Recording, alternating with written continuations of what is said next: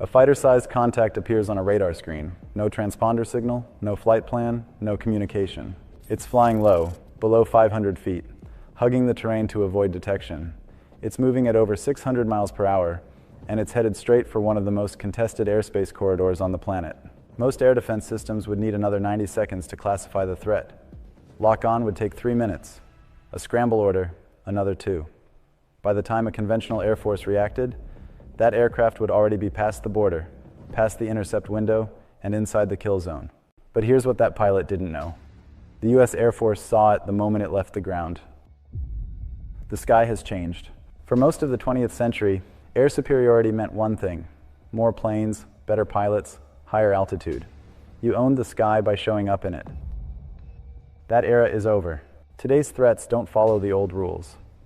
Modern adversaries have spent decades and hundreds of billions of dollars studying exactly how the United States fights.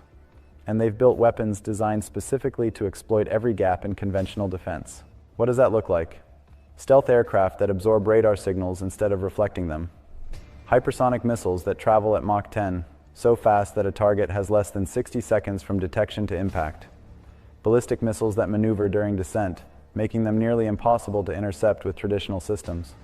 Drone swarms, hundreds of low-cost unmanned vehicles launched simultaneously, designed not to win a single engagement, but to overwhelm and exhaust a defense network. And then there's the electronic warfare dimension. Modern adversaries can jam radar signals, spoof GPS coordinates, and blind communication systems, all without firing a single conventional weapon. The sky is no longer a simple battlefield. It is a multi-domain, high-speed, contested environment where the difference between victory and catastrophe can be measured in seconds. Traditional air defense, ground-based radar, scrambled fighters, manual command chains, was built for a different war. Against these threats, it's not slow, it's obsolete. So how does the United States Air Force answer that? Here's the answer, and it's not what most people expect. The US Air Force didn't build a single powerful weapon to counter these threats. They built a network. A layered, interconnected architecture of satellites, aircraft, sensors, software, and human expertise that operates simultaneously across every altitude, every domain, every theater of war, in real time. No single system catches everything. But together, nothing gets through. What we're about to break down is that network, layer by layer. Each system is a response to a real threat. Each capability was forged from a real vulnerability. By the end of this, you won't just understand what the US Air Force can do, you'll understand why no other Air Force on Earth comes close. It's 0400, still dark. Somewhere over the Pacific, a formation of unidentified aircraft is moving toward a US ally's coastline. They're flying in tight formation, below commercial traffic altitude, and they've turned off their transponders. Ground-based radar at the coast picks up fragmented returns. The signal is broken, unreliable. The operators aren't sure what they're seeing. They need more time they don't have. But there's already an aircraft overhead that's been watching those contacts for the last 40 minutes. The E-3 Sentry AWACS, Airborne Warning and Control System. This isn't a fighter, it's a flying command center. A converted Boeing 707 with a 30-foot rotating radar dome on its back that can track hundreds of aircraft simultaneously, at ranges up to 400 miles in every direction. Where ground radar is limited by the horizon and terrain, AWACS operates above all of it. It sees threats that no surface system can detect. It talks to fighters, ships, ground commanders, and allied forces simultaneously. When that formation started moving, AWACS was already painting a complete tactical picture. It knew the count, the speed, the heading, and the probable intent, before anyone on the ground had even issued an alert. And here's what makes it even more powerful. AWACS doesn't just see, it controls. The aircraft acts as an airborne director, coordinating intercepts, managing airspace, and routing information to every asset in the theater. It's the conductor of the orchestra. Without AWACS, you have individual fighters reacting to isolated threats. With AWACS, you have a unified, coordinated response before the threat ever reaches its target. But AWACS has a limit. It needs to be in the right place, at the right time, to see the right threat. What about the threats it can't reach? What about a missile launch on the other side of the planet, detected not in minutes, but in seconds? This is where the network goes vertical. The US space-based infrared system, SBIRS. SBIRS is a constellation of satellites in geosynchronous and highly elliptical orbits. Their sensors are calibrated to detect the infrared signature of a missile launch, the heat bloom of rocket exhaust, almost instantaneously after ignition. Before that missile clears the launch pad, SBIRS has already detected the launch, calculated the trajectory, shared the data with ground stations and airborne assets. The response chain begins before most adversaries even know their launch has been observed. This isn't surveillance. This is strategic early warning at a global scale. It compresses the decision timeline for U.S. commanders and extends the response window for every asset in theater.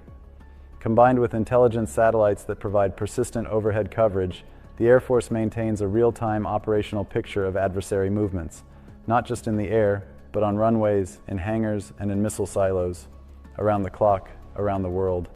The enemy hasn't even decided to act. The Air Force is already watching. Now we arrive at the most visible part of the network, the fighter.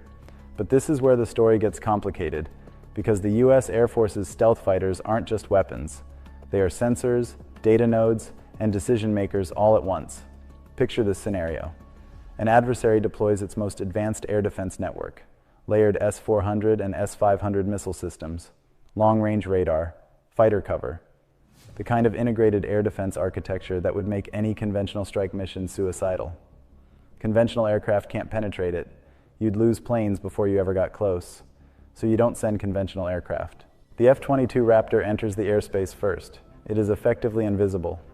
Its radar cross-section, the measure of how visible an aircraft is to radar, is roughly the size of a marble. At operational range, adversary radar systems see nothing but noise. But the F-22 sees everything. It collects radar emissions, tracks threats, and builds a picture of the entire enemy air defense network without ever being detected. That picture is shared with the F-35. The F-35 Lightning II, deployed in larger numbers, acts as the networked strike node. It carries advanced sensors, electronic warfare capabilities, and precision weapons. But its real power is integration. The F-35 fuses data from every source: satellite feeds, AWACS data links, the F-22's sensor picture, and presents the pilot with a single unified battlespace display. The F-35 pilot doesn't just know where the enemy is. They know where every friendly asset is, what every threat system is doing, and what the optimal engagement solution looks like, in real time. Together, the F-22 and F-35 don't just enter denied airspace. They dismantle it, systematically, surgically, and without warning. Now, here's where most air forces would lose. Imagine this. It's not one threat. It's everything, at once. In the east, a stealth bomber enters contested airspace at low altitude. From the south, 12 ballistic missiles launch simultaneously from mobile platforms. Their trajectories calculated to arrive on target within a 90-second window. From the west, a swarm of 200 autonomous drones, launched from a cargo vessel, begins flooding a coastal approach corridor. And buried inside all of it, an electronic warfare campaign, GPS spoofing, radar jamming, communication blackout, designed to isolate every U.S. system and make them fight blind. This is a coordinated, multi-axis, multi-domain saturation attack. Against most air defense architectures, it works. You overwhelm the system, you exhaust the interceptors, you create gaps, and you push through them. But the United States Air Force has a word for this kind of attack. They call it a targeting problem. Here's why. The moment that coordinated attack begins, the ABMS, Advanced Battle Management System, activates. This is the Air Force's command and control backbone. It connects every sensor, every shooter, every commander across every domain in real time. Satellites, AWACS, F-35s, ground-based radar, cyber assets, all of it, one unified network. The ABMS doesn't just pass information. It assigns threats. It allocates interceptors. It routes data to the platform best positioned to respond, automatically, at machine speed, faster than any human command chain. The drone swarm is met by directed energy systems and networked interceptors. The ballistic missiles are tracked from launch by SBIRS and handed off to missile defense batteries with precise intercept solutions. The stealth bomber, already being quietly tracked by passive sensors, is met by an F-22 it never saw coming. And the electronic warfare campaign? The Air Force anticipated it. Redundant communication paths, frequency hopping systems, cyber countermeasures already deployed. What looked like a war-winning coordinated strike turned into a coordinated failure. There's one capability that rarely gets attention, but without it, everything we just described collapses. Range. A fighter jet is only as effective as its fuel supply. Even the most advanced F-22 has a combat radius. Push beyond it, and you're vulnerable, or you're retreating. The KC-46 Pegasus and KC-135 Stratotanker solve this problem. Aerial refueling aircraft that can extend the range of fighters, bombers, and surveillance planes indefinitely. They turn a regional air force into a global one. An F-35 that would otherwise have to return to base after 2 hours of combat operations can instead refuel at altitude, in the middle of a mission, and continue. The tanker fleet is what gives the U.S. Air Force its global reach. The ability to operate not just over American territory or near American bases, but anywhere on the planet, sustained, for as long as the mission requires. In a world where adversaries are building long-range missile systems specifically designed to push American forces back, the tanker answers with one word: irrelevant. Not every mission requires a pilot. The MQ-9 Reaper is the Air Force's premier hunter-killer drone. It can loiter over a target area for 24 hours. It carries precision strike weapons, and it can be piloted from thousands of miles away. But the Reaper represents only the visible edge of the Air Force's unmanned capabilities. The next generation, the MQ Next, and collaborative combat aircraft programs are designed to fly alongside manned fighters as loyal wingmen, autonomous drones that extend the reach and lethality of every F-22 and F-35 in the air. They absorb risk. They expand sensor coverage. They create tactical flexibility that no manned-only force can match. An adversary tracking 5 F-35s doesn't know about the 10 autonomous wingmen flying in a dispersed pattern around them, each one feeding data, carrying weapons, and ready to strike. The unmanned layer doesn't replace the pilot. It multiplies them. Now pull back. Look at the whole picture. A satellite detects a launch. It feeds data to ABMS in milliseconds. AWACS, already airborne and on station, refines the track and routes intercept vectors to F-22s and F-35s. Tankers ensure they have the fuel to execute. Drones fill the gaps and extend sensor reach. Ground-based radar fills in the low-altitude picture. And at the center of all of it, human commanders, backed by machine speed decision support, directing the entire network with clarity and precision. No single point of failure, no single system that an adversary can target and collapse. This is not a collection of platforms. This is a system of systems, designed to operate as one. Every sensor talks to every shooter. Every asset is networked. Every threat is seen and answered. The U.S. Air Force calls this concept JADC2, Joint All-Domain Command and Control. The idea that command and control must work not just within the Air Force, but across the Army, Navy, Marines, and allied nations simultaneously. When it functions at full capability, it creates something adversaries have never been able to solve, a battlefield where the United States already has a complete picture, and the enemy is operating blind.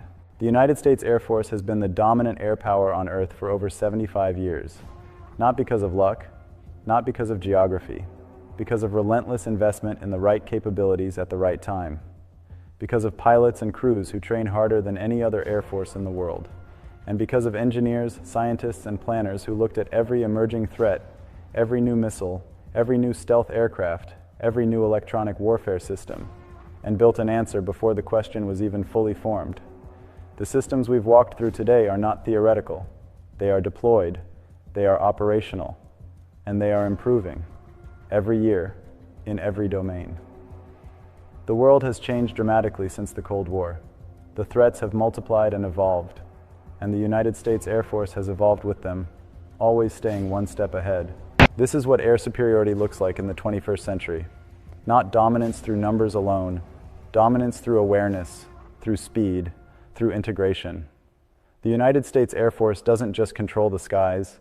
They've built a network so complete, so layered, and so lethal that any adversary attempting to operate in contested airspace doesn't just face a threat. They face a system designed from the ground up to see them, track them, and eliminate them before they ever knew the engagement had begun. The sky belongs to the United States Air Force. It always has.